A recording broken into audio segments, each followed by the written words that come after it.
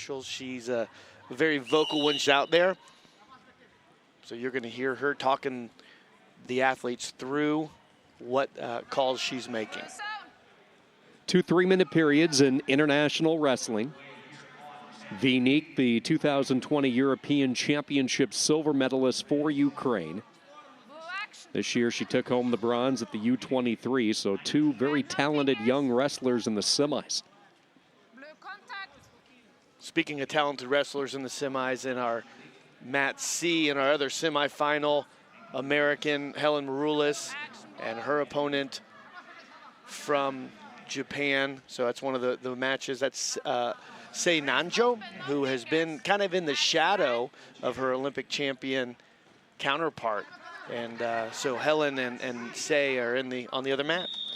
Good job there by ANSHU as she's able to get the first offense, and she is on the board. India with the takedown and a 2-0 lead. Yeah, Japan and the U.S. on Mat C, first of 3 head-to-head matchups over the next hour for those 2 countries in this semifinal round. Good start here for India. ANSHU with the 2-point takedown. She has the lead. The 2021 Asian champion took it in Almaty earlier this year, won the title at 57 kilos. That was on the heels of a bronze medal showing last year for India at the Asians. 2 wrestlers forehead to forehead. Collar tie from the Ukrainian VYNNYK. Halfway through this first period. You know, in India, typically very calculated in when they're wrestling, and they're not going to take a lot of risks that they don't have to take. ANSHU, we saw, came after VYNNYK with a really nice shot right off the get-go, and at this point, she's going to stay in position and make VYNNYK do the work. Might be a little blood on the lip of ANSHU, so if there is, they're going to bring out the trainer real quickly and try to dry up the blood. No score with the United States and Japan. First period, looks like they have about a minute to go in the other semifinal, so we'll try to keep an eye on all our semis tonight. You can see it in the backdrop there with the United States and Japan tangling at 57 kilos, our opening weight tonight from Oslo. All right, blood patched up. We're back to action. ANSHU with a 2-0 lead. ANSHU comes with a hard over tie on her left hand. It's over that arm, over the head.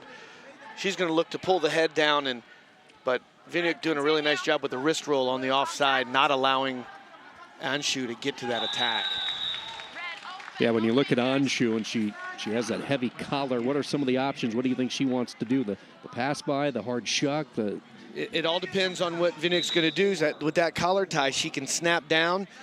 If VYNNYK pops back up, she can take a shot, or she can snap her straight down and look to go and attack from there. Sometimes she's just working that head to look active, not taking a risk on an attack.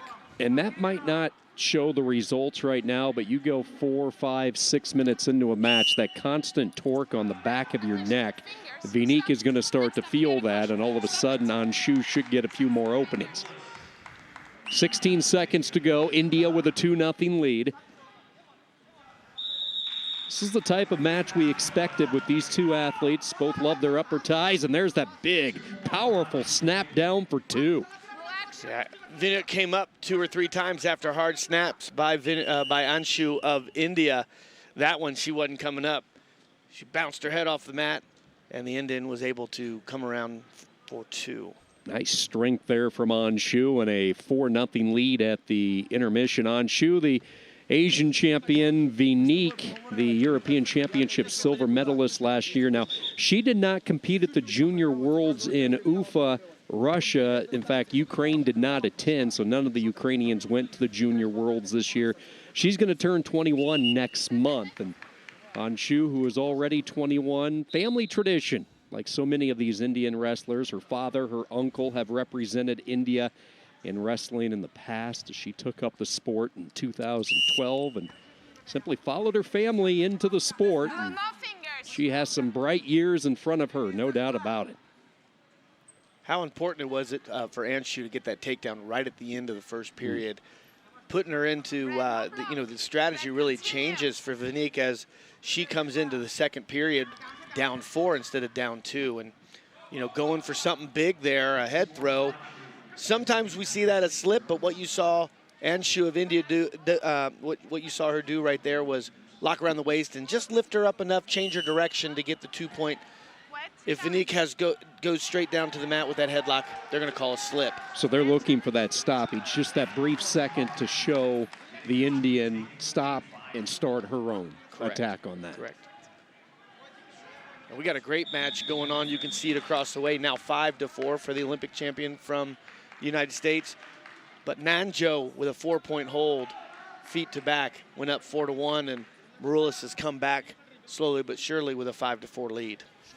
VYNNYK and Ukraine challenging. As we take another look, they're challenging to see if this is a slip. That's what I'm guessing. Again, we are way up into the balcony, but watching the challenge come in, I got to believe that's what the Ukrainians are thinking. I would agree with you. And, looking at slow-mo, VYNNYK did hit first. The officials also looking, did ANSHU unlock her hands? And if she unlocks her hands, then sometimes we'll see that as a 2-point takedown. 2 points, it's not risk, and challenge lost. Right, and so she kept her hands locked. She never unlocked them, so she was able to lift. If her hands had to come unlocked, then that would have been a slip. But since the hands stayed locked, they call it 2 for the takedown. Plus a point for the lost challenge, so now it is big-time trouble for VYNNYK. And here comes ANSHU right back on the head, swings around to the side of the body, comes all the way from the backside for 2, and she is close to ending it early. What a performance by ANSHU here in the semis. Has the gut wrench, and there's the exposure, and that is it. India has a finalist at 57 kilos. And she wrestled a flawless match, stayed in great position, tough in every position, offense, defense. A great job for ANSHU Malik moving to the final. It's so interesting when you read through some of the articles for ANSHU. She mentions on numerous occasions she really looks up to the Japanese star Kaori Icho, and she kind of looked like her there in that sequence, putting up those double-digit points. Big smiles for India. They have a finalist tomorrow night as ANSHU will